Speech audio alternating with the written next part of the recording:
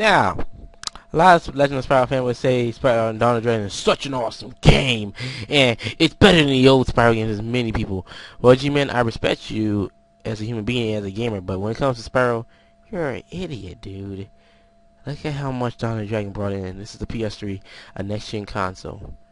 0.22 million. Now, I'm going to take a different approach in this Crash and Spyro. I'm going to be covering both Crash and Spyros and comparing their current games to other games that are considered crap. And let's take a look at the numbers. We're going to use numbers and statistics. Let's stop going by personal opinion that he does this and that, he does yada yada yada. No, we're going to use cold hard facts.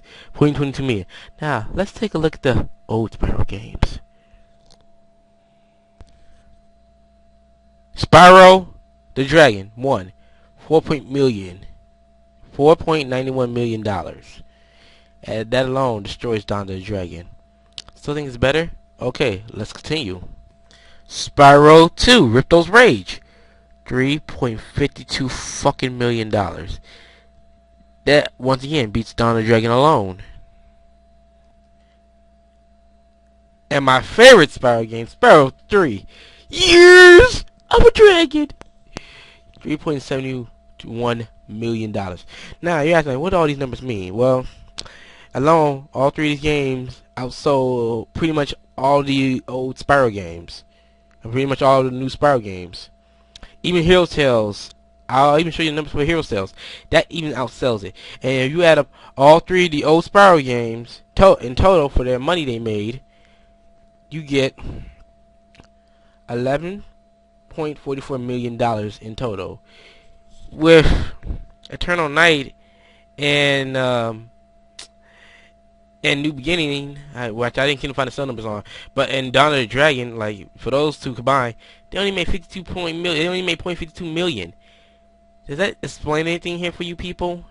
That means there's a problem here, and you're asking, what is that problem? Well, I'm gonna even this game, Spyro Into the fucking Dragonfly, which is a fucking piece of ass shitty game.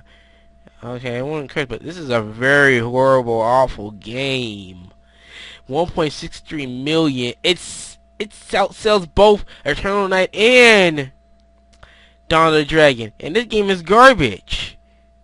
And the only reason it got a lot of sales is because it brought back Ripto and Nasty Nork from Spyro 2. That's the only reason. When you compare Hero's Tale to Eternal Night and Dawn of the Dragon, it outsells both of them alone. Not together though, but alone, Hero's Tale outsells both of them. That explains something. That explains something, but you know, that just explains it. But now let's go on to games that are crap compared to that are crap. Known to be one of the worst Sonic games of all time, Sonic Next Gen outsells both games with 0.58 million. This game is horrible, and it outsells both of them combined. What does that tell you? Seriously, what does that tell you, you new Spyro fanboys? I'll get the crash points later on in the video, like in part 2 maybe. What does that tell you? Well, I'm going to explain. You know, I'm just going to explain it to y'all. Also, last but not least to the party, Shadow the fucking Hedgehog, 0.65 million, the GameCube version, outsold both Dawn of the Dragon and Eternal Night. This being an older game, this is kind of fucking sad. Don't you get it now? Well, we're going to explain this to you. I'm going to explain it to you in a nice little simple format.